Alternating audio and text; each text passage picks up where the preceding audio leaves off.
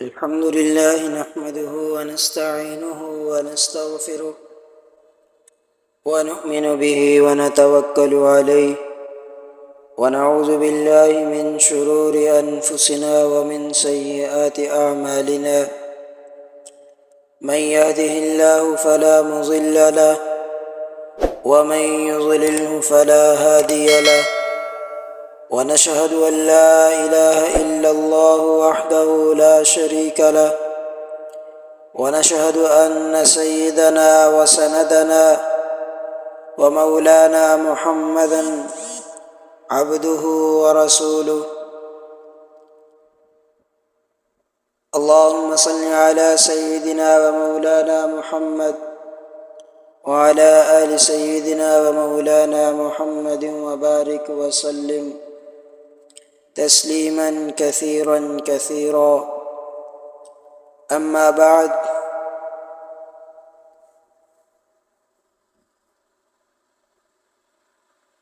میرے محترم عزیزو،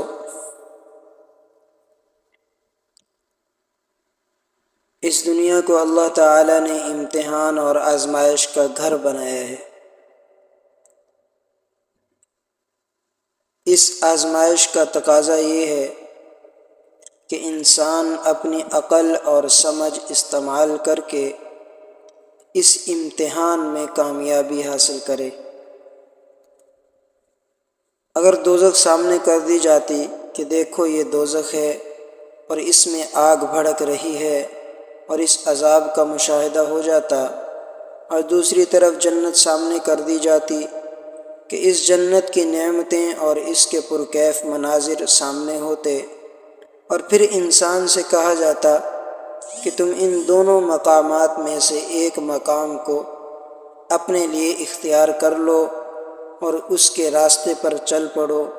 پھر تو یہ امتحان نہ ہوتا. یہ امتحان اس طرح رکھا کہ اللہ تعالی نے جنت بھی پیدا کر دی اور جہنم بھی پیدا کر دی، لیکن جہنم پر نفسانی خواہشات کا پردہ ڈال دیا، اور وہ نفسانی خواہشات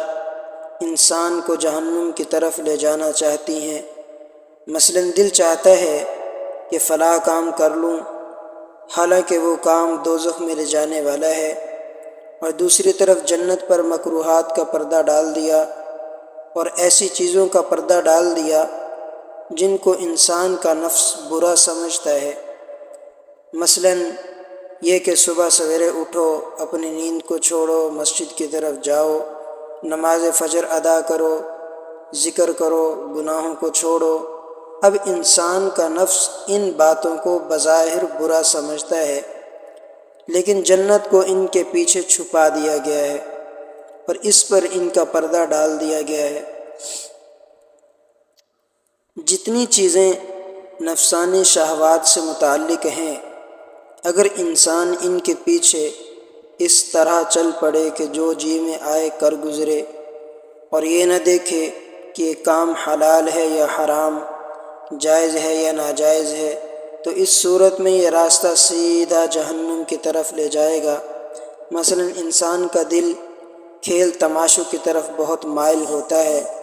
پہلے زمانے میں تو کھیل تماشے کے لیے باقاعدہ جگہ مقرر ہوتی تھی، وہاں جانا پڑتا تھا، ٹکٹ خریدنا پڑتا تھا، لیکن اب تو گھر گھر میں کھیل تماشے ہو رہے ہیں. یہ سب شہوتیں ہیں اور نفسانی خواہشات ہیں جن کو پورا کرنے کے لیے انسان پیسے خرچ کر رہا ہے، اور پیسے خرچ کر کے بازار جا کر دوڑ اور بہت زیادہ محنت کر کے، مشقت برداشت کر کے کھیل تماشوں کا سامان خرید رہا ہے. گویا اپنے گھر کے اندر، اپنے ڈرائنگ روم میں، اپنے بیڈ روم میں اور اپنے بچوں کے لیے دوزخ کے انگارے خرید کر لا رہا ہے. جنت کا سامان کرنے کے بجائے جہنم کا سامان کر رہا ہے. یہ سب کچھ اس لیے کر رہا ہے کہ خواہشات کا پردہ پڑا ہوا ہے اگر یہ پردہ اٹھ جائے اور حقیقت شناس نگاہ پیدا ہو جائے تو اس وقت معلوم ہوگا کہ میں یہ سارے کام جو کر رہا ہوں در حقیقت جہنم میں لے جانے والے کام ہیں۔ دوسری طرف جنت کے اوپر مکروہات اور ناپسندیدہ چیزوں کا پردہ پڑا ہوا ہے۔ انسان کا نفس یہ نہیں چاہتا کہ عبادات اور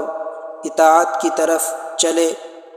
اللہ تعالیٰ کے حکموں کو مانے، لیکن یہی راستہ جنت کی طرف لے جانے والا ہے۔ جو آدمی ایک مرتبہ ہمت کر کے شہوات کے راستے سے اپنے آپ کو بچا لے اور اس راستے پر چل پڑے جو بظاہر پرمشقت نظر آ رہا ہے، تو وہ انسان سیدھا جنت میں چلا جائے گا۔ حضور اقدس صلی اللہ علیہ وسلم اس طرف توجہ دلا رہے ہیں کہ کبھی خواہشات نفس کے دھوکے میں مت پڑو، اس لیے کہ خواہشات نفس ایسی چیز ہے جس کی کوئی انتہا نہیں،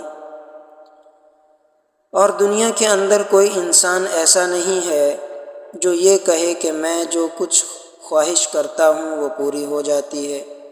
دنیا میں کوئی انسان چاہے وہ بڑے سے بڑا سرمایہ دار ہو، بڑے سے بڑا بادشاہ ہو، بڑے سے بڑا صاحب اقتدار ہو، وہ یہ نہیں کہہ سکتا کہ جو کچھ دنیا میں ہو رہا ہے وہ میری مرضی کے مطابق ہو رہا ہے۔ اس کو بھی تکلیف اور صدمہ پہنچتا ہے۔ یہ دنیا مستقل راحت کی جگہ نہیں ہے، اس لیے اس دنیا میں تکلیف تو پہنچتی ہے۔ اب تمہاری مرضی ہے کہ چاہو تو زبردستی اپنے نفس کو تکلیف پہنچا لو، اللہ کو راضی کرنے کے لیے اپنے نفس کو تکلیف پہنچاؤ، اور یہ ارادہ کر لو کہ چونکہ اللہ تعالیٰ نے مجھے اس کام سے منع کیا ہے اس لیے میں اپنے نفس کو اس کام سے باز رکھوں گا۔ پہلا راستہ جہنم کی طرف لے جانے والا ہے اور دوسرا راستہ جنت کی طرف لے جانے والا ہے۔ لہذا یہ عادت جو پڑ گئی ہے کہ جو خواہش بھی پیدا ہو وہ ضرور پوری ہو جائے، اور اس خواہش کے پورا ہونے کی صورت میں وہ غمگین اور پریشان رہا، یہ عادت ختم کرو، اس لیے کہ یہ عادت جہنم کی طرف لے جانے والی ہے۔ ہمارا اور آپ کا نفس، یعنی وہ قوت جو انسان کو کسی کام کرنے کی طرف ابھارتی ہے، وہ نفس دنیاوی لذتوں کا عادی بنا ہوا ہے۔ لہٰذا جس کام میں اس کو ظاہری لذت اور مزہ آتا ہے اس کی طرف یہ دوڑ پڑتا ہے۔ یہ اس کی خصلت ہے کہ ایسے کاموں کی طرف انسان کو مائل کرے۔ یہ انسان سے کہتا ہے کہ یہ کام کر لو تو مزہ آ جائے گا، یہ کام کر لو تو لذت حاصل ہو جائے گی۔ لہٰذا یہ نفس انسان کے دل میں خواہشات کے تقاضے پیدا کرتا رہتا ہے۔ اب اگر انسان اپنے نفس کو بے لگام اور بے مہار چھوڑ دے اور جو بھی لذت کے حصول کا تقاضا پیدا ہو اس پر عمل کرتا جائے اور نفس کی ہر بات مانتا جائے، تو اس کے نتیجے میں پھر وہ انسان نہیں رہتا بلکہ جانور بن جاتا ہے۔ نفسانی خواہشات کا اصول یہ ہے کہ اگر ان کی پیروی کرتے جاؤ گے اور ان کے پیچھے چلتے جاؤ گے اور اس کی باتیں مانتے جاؤ گے تو پھر کسی حد پر جا کر قرار نہیں آئے گا۔ انسان کا نفس کبھی یہ نہیں کہے گا کہ اب ساری خواہشات پوری ہو گئیں، اب مجھے کچھ نہیں چاہیے۔ یہ کبھی زندگی بھر نہیں ہوگا، اس لیے کہ کسی انسان کی ساری خواہشات اس کی زندگی میں پوری نہیں ہو سکتی، اور اس کے ذریعہ کبھی قرار اور سکون نصیب نہیں ہوگا، کیونکہ یہ قاعدہ ہے کہ اگر کوئی شخص یہ چاہے کہ میں نفس کے ہر تقاضے پر عمل کرتا جاؤں اور ہر خواہش پوری کرتا جاؤں تو کبھی اس شخص کو قرار نہیں آئے گا۔ کیوں؟ اس لیے کہ اس نفس کی خاصیت یہ ہے کہ ایک لطف اٹھانے کے بعد اور ایک مرتبہ لذت حاصل کر لینے کے بعد یہ فوراً دوسری لذت کی طرف بڑھتا ہے۔ لہٰذا اگر تم چاہتے ہو کہ نفسانی خواہشات کے پیچھے چل چل کر سکون حاصل کر لیں تو ساری عمر کبھی سکون نہیں ملے گا۔ تجربہ کر کے دیکھ لو۔ آج جن کو ترقی یافتہ اقوام کہا جاتا ہے، انہوں نے یہی کہا تھا کہ انسان کی پرائیویٹ زندگی میں کوئی دخل اندازی نہ کرو۔